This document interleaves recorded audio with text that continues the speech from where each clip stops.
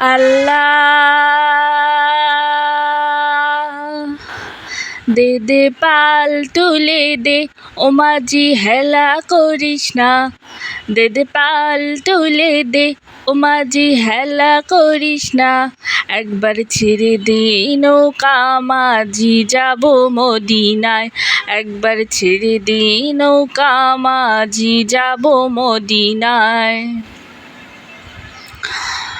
মদিনায় নবী এলো মা আমিনার ঘরে, হাসলে হাজার মানে কাঁদিলে মুক্তা ঝরে।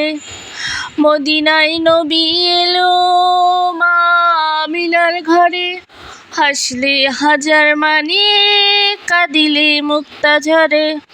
দয়াল মুর্শিদি যার সখা তার কিসের ভাবনা। দয়াল মুর্শিদি যার সখা তার কিসের ভাবনা।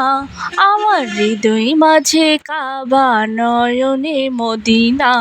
আমার হৃদয় মাঝে কাবা নয়নে মদিনা। দে দে পাল তুলে দে, ও মাঝি হেলা করিস না। দে দে পাল তুলে দে, ও মাঝি হেলা করিস না। একবার ছেড়ে দে নৌকা মাঝি যাব মদিনায়। একবার ছেড়ে দে নৌকা মাঝি যাব মদিনায়। নূরের রোশনিতে দুনিয়া গেছে ভরে, সে নূরের বাতি জ্বলে মদিনার ঘরে ঘরে। নূরের রোশনিতে দুনিয়া গেছে ভরে, সে নূরের বাতি জ্বলে মদিনার ঘরে ঘরে। দয়াল মুর্শিদি যার সখা তার কিসের ভাবনা। দয়াল মুর্শিদি যার সখা তার কিসের ভাবনা। আমার হৃদয় মাঝে কাবা নয়নে মদিনা। আমার হৃদয় মাঝে কাবা নয়নে মদিনা। দে দে পাল তুলে দে, ও মাঝি হেলা করিস না। দে দে পাল তুলে দে, ও মাঝি হেলা করিস না। একবার ছেড়ে দে নৌকা মাঝি যাব মদিনায়। একবার ছেড়ে দে নৌকা মাঝি যাব মদিনায়। আল্লাহ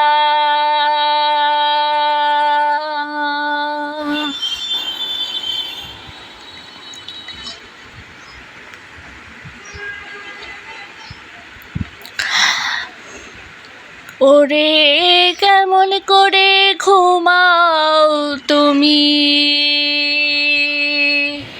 ফজর করে কাজা। এমনও তো হতে পারে তোমার জোহরে জানাজা তোমার। এমনও তো হতে পারে তোমার জোহরে জানাজা।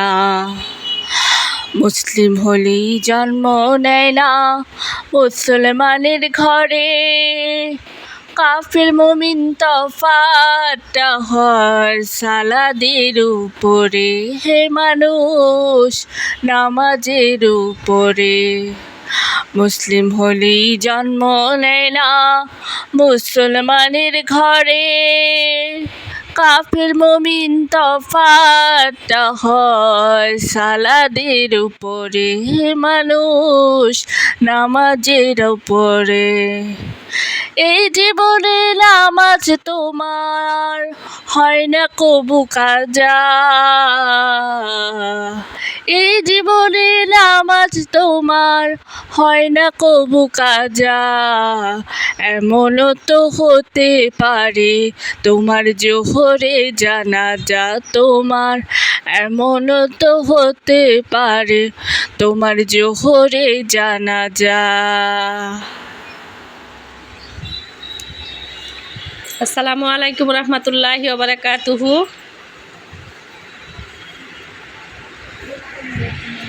ওয়েলকাম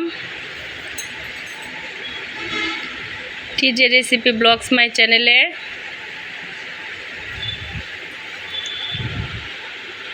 সবাই কেমন আছেন? আশা করছি আলহামদুলিল্লাহ সবাই ভালোই আছেন। আমি আলহামদুলিল্লাহ ভালো আছি।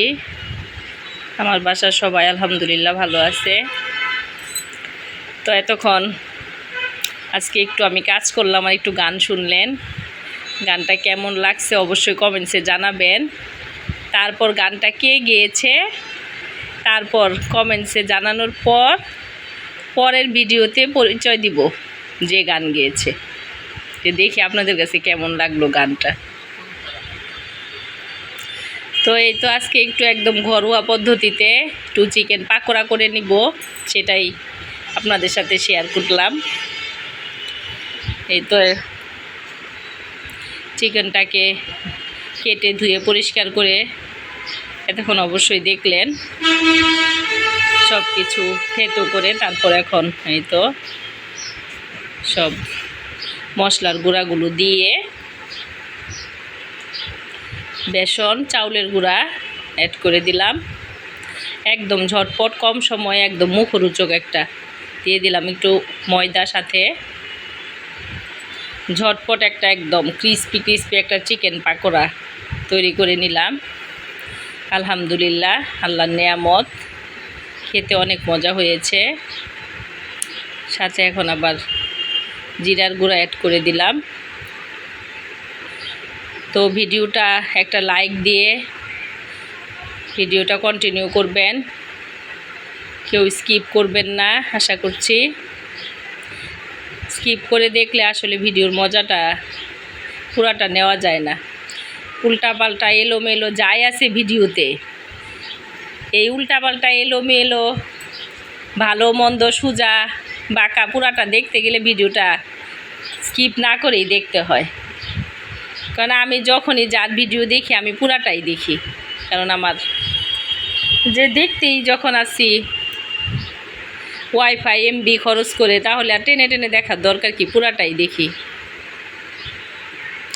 তো এই যে এই পর্যায়ে কড়াইটা মনে হচ্ছে আমার ঝলসে গিয়েছিল, আসলে তা না, ক্যামেরাটা ফোনের মাঝে মাঝে এই যে দেখেন মনে হচ্ছে যে বিধ্বস্ত হয়ে গেছে কড়াই।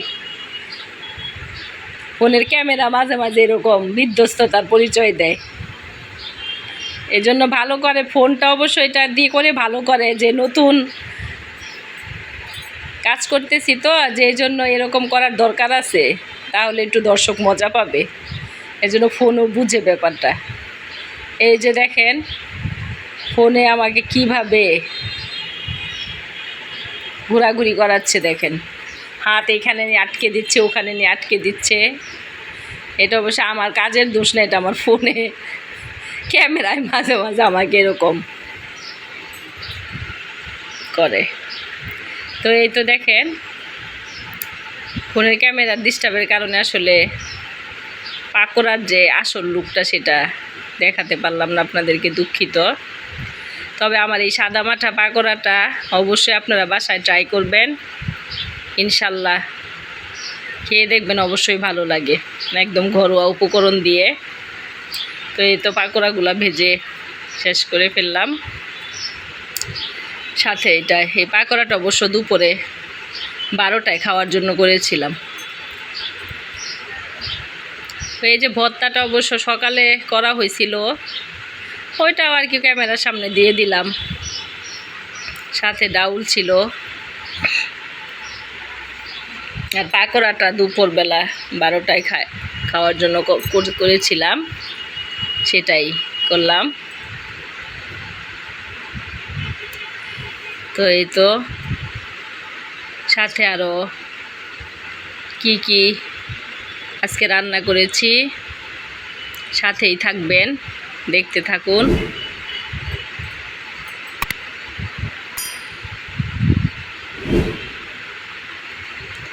কারণ এই আয়োজনগুলো অবশ্য গেস্ট আসছিল বাসায়, তখনই করা হয়েছিল, ভিডিওটা আর কি দেওয়া হয় নাই।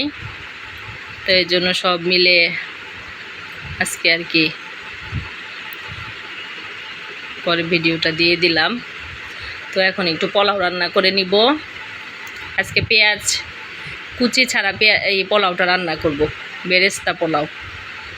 তো না টেনে অবশ্যই ভিডিওটা ফুল ওয়াচ করে দিবেন। আর দেখেন পেঁয়াজ কুচি ছাড়া কিভাবে আমি পোলাওটা রান্না করে নিলাম।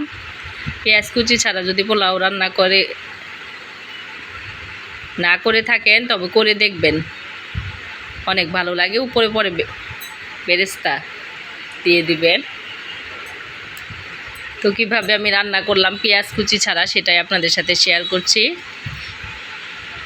ঘি সয়াবিন তেল আগে দিয়ে তারপর পোলাওয়ের যে মশলাগুলি লং এলাচি দারচিনি তেজপাতা সব দিয়ে আগে চাউলটা একদম ইচ্ছা মতো আমি ভেজে নিব।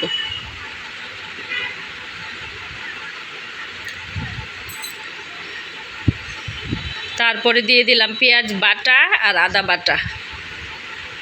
পেঁয়াজ বাটা আর আদা বাটা দিয়ে এখন আবার একদম বেশ কিছুক্ষণ চাউলটাকে ভেজে একদম চাউলটা যখন দলা দলা হয়ে আসবে ঠিক তখনই আমি পানি অ্যাড করব। কারণ এর আগে আবার আমি পোলাও চাউলটাকে ধুয়ে প্রায় 20 মিনিটের মতো পানিতে ভিজিয়ে রেখে তারপর একদম ভালো করে পানিটা ঝরিয়ে নিয়েছি, একদম ঝরঝরে করে। তারপর একদম ভাজতে ভাজতে যখন চাউলটা একদম মানে গায়ে গায়ে লেগে যায় এরকম দলা হয়ে আসে ঠিক ওই পর্যায়ে পোলাওয়ে আমি পানি অ্যাড করি। তাহলে কি হয় পোলাওটাও মানে অনেক সুন্দর হয় পোলাওটা খেতে। একদম রাইসগুলি আস্তে আস্তে থাকে, ভাঙে না, মানে অনেক সুন্দর একটা পোলাও হয়। কিন্তু ওই যে পোলাওয়ের চাউল যদি ধোয়ার পরে পানি না ঝরানো হয়, ভাজা ঠিক মতো না হয়, তাহলে আসলে পোলাওর টেস্টটা ওইভাবে আসে না।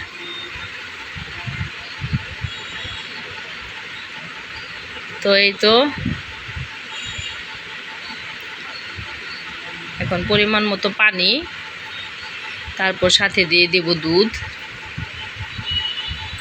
এই তো দুধ দিয়ে দিলাম। তো আমার ভিডিওর কোনো অংশ যদি আপনাদের কাছে একটু হলেও ভালো লাগে তাহলে অবশ্যই চ্যানেলটি সাবস্ক্রাইব করবেন, পাশে থাকা বেল আইকনে প্রেস করবেন। এতে করে আমি যখন ভিডিও আপলোড দিব সঙ্গে সঙ্গে নোটিফিকেশন পেয়ে যাবেন। আর যারা অলরেডি এই কাজটি করে ফেলেছেন তাদেরকে অসংখ্য অসংখ্য ধন্যবাদ। আর যারা এখনও করেননি প্রতিদিন একটু একটু আমার ভিডিও দেখেন, প্রতিদিন একটু একটু করে দেখতে দেখতেই একটু একটু করে হতে হতেই ভালোবাসা আসলে তৈরি হয়। তো এরকম যারা আছেন একটু একটু করে দেখেন তারা অবশ্যই একটু একটু করে দেখতে দেখতে ভালো লাগা যদি মনে হয় যে তৈরি হচ্ছে তাহলে চ্যানেলটি সাবস্ক্রাইব করবেন আর একটা লাইক দিয়ে অবশ্যই ভিডিওটা কন্টিনিউ করবেন। কারণ প্লিজ আপনাদের একটা লাইকের মাধ্যমে আমার ভিডিওটা অনেক দূর পর্যন্ত চলে যায়। কারণ আপনাদের ছোট ছোট উৎসাহ আমাকে অনেকটাই আনন্দ দিচ্ছে ভিডিও করার জন্য।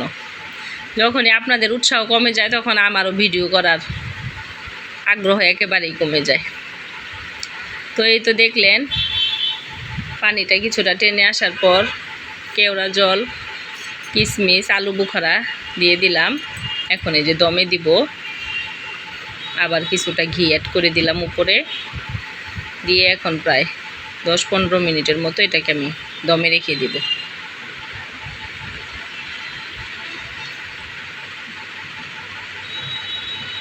তো দেখতেই থাকুন আর কি কি আছে। বললামই তো গেস্ট আসছিল বাসায়, গেস্টদের জন্য আয়োজন করা আরও অনেক কিছু আয়োজন হয়েছিল অবশ্য, কিন্তু ওগুলি আসলে পুরাটা ক্যামেরায় ধরা সম্ভব না। ক্যামেরায় ধরলে বা ভিডিওটা বেশি এমনিতে অনেক একটু বড় হয়ে গেছে ভিডিওটা, কেউ বিরক্ত না হয়ে একটু ফুল ওয়াচ করে দিবেন। আমিও ইনশাল্লাহ যারা যারা আমাকে সাপোর্ট দেয় আমিও সবাইকে ইনশাল্লাহ চেষ্টা করি সাপোর্ট দেওয়ার জন্য, ফুল ওয়াচ করে লাইক দিয়ে ভিডিওটা আমি দেখে দেই। তো এই যে দেখেন পোলাওটা আমার কত সুন্দর ঝরঝরে একদম মসৃণ একটা পোলাও হয়েছে। তো এই তো পেঁয়াজ কুচি ছাড়া রান্না করে ফেললাম আমার বেরেস্তা পোলাও। তো সবাই আমার জন্য আমার পরিবারের জন্য দোয়া করবেন, ইনশাল্লাহ আমিও সবার জন্য দোয়া করব। কারণ আমি বলি দোয়া মুমিনের হাতিয়ার স্বরূপ, দোয়া ছাড়া কেউ আসলে দুনিয়াতে অগ্রসর হতে পারে না। দোয়া এমন একটা জিনিস কখন কার দোয়া কাজে লেগে যায় বলা যায় না। এই জন্য সবাই সবার জন্য দোয়া করবো আর সবাই সবাইকে মাফ করে দিব। মাফ করাও মুসলমানের মহত্বের লক্ষণ। তা আমিও আপনাদের জন্য দোয়া করব ইনশাল্লাহ।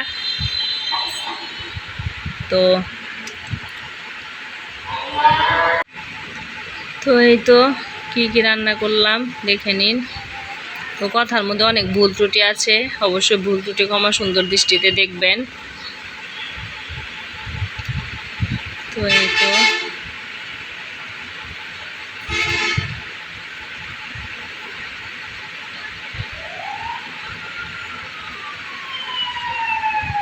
তো এই তো গেস্টদের জন্য এখন খাবার নিচ্ছি।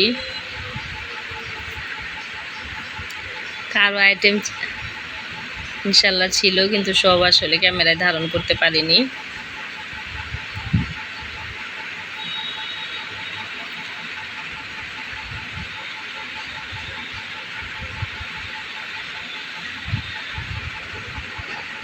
তো আজকের মতো এখানেই বিদায় নিচ্ছি। আসসালামু আলাইকুম রহমতুল্লাহি ওয়া বারাকাতুহু।